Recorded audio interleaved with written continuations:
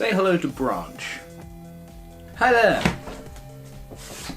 I wanted to go through a few of the peripherals, or the accessories that I love most from my video game collection. And the first one is probably the oldest thing that I own, have owned for the longest amount of time as well, and that is the light gun for the PS1. This box is getting so fragile now, each time I open it I worry that I'm going to break it. In fact, last time I opened it I broke the handle on it.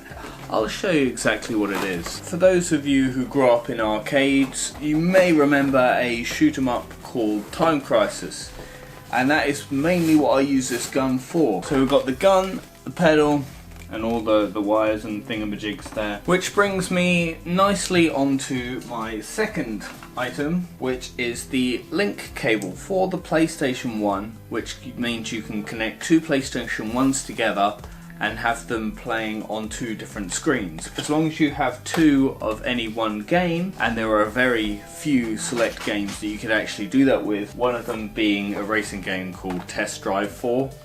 Haven't actually played it yet, but I'm going to link up my two PlayStations to two different tellies so you can get the full-on driving experience. Going along the same lines as Time Crisis, I also have Time Crisis 2. This is for the PlayStation 2, which I have purchased a link cable for. You have to have multiple PlayStations, which I have here, and of course multiple guns. Now of course you need two different guns to play on two different screens, and they have to be the old CRT tellies with the massive backs, because they're the only things that these guns work on. Another game that I found that you can use on PS2s is this one.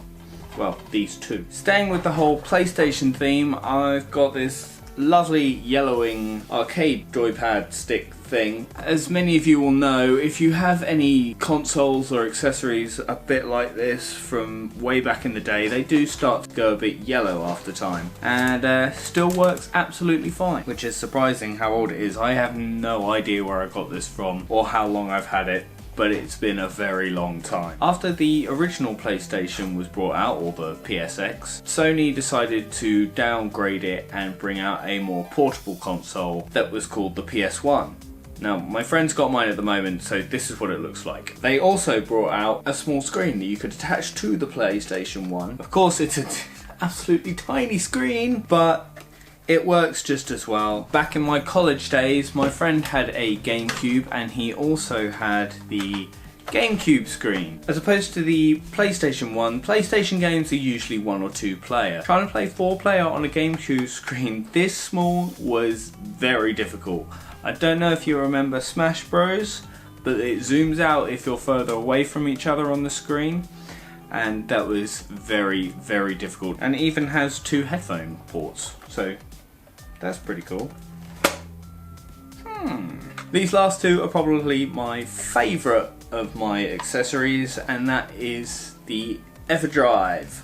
This is the N64 EverDrive, and this thing is amazing. All you have to do is pop whatever games and hacks and stuff onto an SD card, pop it into the EverDrive, whatchamacallit, stick that in your console, and then you can play whatever games are on the SD card. And I've got the Mega EverDrive X5 as well for the Mega Drive. Some really interesting hacks on some of these games, like playing GoldenEye on the N64 with Mario characters. I'd like to say a big thanks to Chris for sorting out all the ROMs and stuff like that, and playing Kariki Village from Zelda in GoldenEye as well. There's some really weird unreleased hacks for the Mega Drive. Mainly Sonic, but there's Mario as well, and Donkey Kong. There's some really weird Nintendo hacks on here as well. There are a few of my favourite things. If you guys have got anything lurking about from your childhood or from your parents' childhood that you think is a bit quirky, doesn't have to be gaming related, I'd love to hear what it is and exactly what it does, because